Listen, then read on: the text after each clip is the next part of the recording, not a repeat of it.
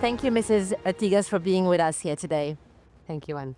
Very happy. So the UN AI advisory body that you have co-chaired, what do you feel has been the biggest achievement of your body? The advisory body of artificial intelligence was reporting to the Secretary General, Antonio Guterres, and we had, I would say, the commitment to analyze during 1 year if it made sense or not to propose a global governance on AI.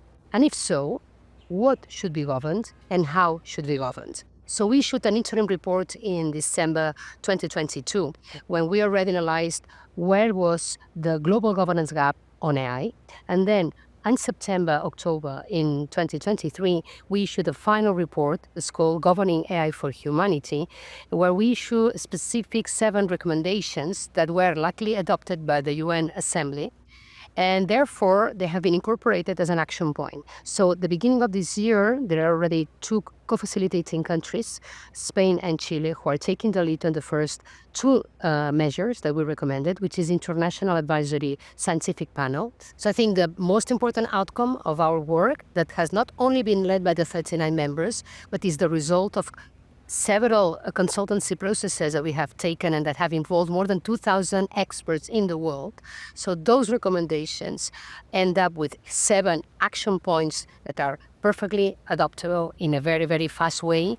And therefore, for me, the important thing is that recommendations are actionable and that they are already in place. But when we talk about governance of AI, many people think it means sort of stopping advancement. How do you respond to those critics? Well, here I have 2 hats. First of all, I've been the co-chair of the UN advisory body, and I was also the leading negotiator of the European AI Act while I was Secretary of State and Spain hosted the presidency. And there is a lot of confusion between 3 important words: ethics, governance, and regulation. Ethics means what are the principles and values in which we expect companies and governance to behave in terms of development and use of AI. And that is nice to have, but it has no accountability. And of course, principles and values can vary from region to region. I think the important thing is governance. What are the instruments and systems we put in place to ensure that both governance and companies are behaving ethically? And regulation is one of these tools, but it's not the only one. For example, in Europe, we tend to regulate ex ante more than ex post, but there are other things that are equally valuable when we aim for governance, which are market incentives, which are transparency tools, accountability tools. And that's why we do not pretend that UN acts like a global regulatory body. Regulatory must be in the hands of the regions, of the countries, however they want to organize their markets. The important thing is governance. How do we ensure that this development is for good? And we have very basic commitments such as international law order, human rights, and for example, a common shared risk management framework. AI is a topic where there's a lot of excitement, but also a lot of fear. How justified is the fear part? I think that we don't need to approach AI with fear, but with responsibility. I think there are huge advances of AI. Otherwise, the huge investments we see wouldn't pay back. I think these advances we can see in universal access to education, universal access to public health care, the recent, I would say, acceleration in research. We have seen, for example, after the adoption of AlphaFold, which is a privately generated solution, but has been open source to the scientific community. But there are still very important gaps in terms of inclusion and representativeness. We see a bias in terms of, I would say, Western cultures. We don't take into account other cultural legacies, other data that comes, for example, for Middle East or for Global South. And I think this must be solved. And it is also an important risk on safety and misconduct of AI by bad actors. And that must be prevented. And that cannot be between one country or the other. I think the challenges we have on AI is so huge that no single company and no single country can solve them all. I think we need to have a multilateral agreement on certain basic things that allow for trust, both from the consumer side and the citizen side, on the adoption of AI. Are we a bit delayed? I don't think so at all. I think this is a race that has some very important, relevant players, but it's not a battle of two. I think there are a lot of new powers emerging.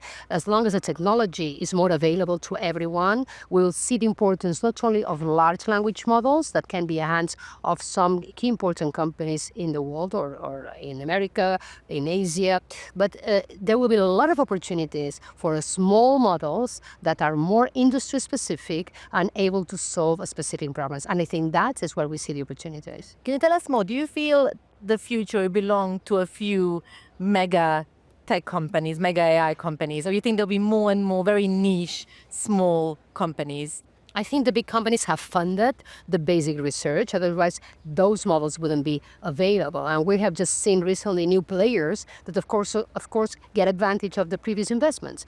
However, I think there's a room for many players. Also from the European perspective, the train has not passed away at all, because there are a lot of opportunities for increasing the efficiency of these models with a specific, I would say, industry data, with building new entrepreneurial ecosystems in new parts of the world where, for example, in order to create an ecosystem for AI, we need to have three important components, which is data, computing power, and talent. What we need to have is access to more computing power, democratize the access to computing power to allow for these new ecosystems to emerge with local cultural needs, with local developers and local creators. So I think the world is so open that I think there are huge opportunities for many. And there are specific areas when I see important domains, which especially in healthcare industry or in education, I see we are going to see a rapid improvements in those two fields. We hear the FII priority in Miami. How important is this gathering for the AI? I think in this moment, in this momentum we're building on AI, conferences like FII are paramount importance, because we have in the same place discussions that refer to the implications of AI policies with energy policies, the geopolitical implications, also the technology opportunities in new spaces like healthcare or sports or entertainment. And I think here the capacity of this organization to gather policymakers, technology developers, venture funds, and of course users and industries, I think it's the right place to have these important conversations that are going to lead the development of technology in the following 5 to 10 years. Thank you very much for your time. Thanks to you.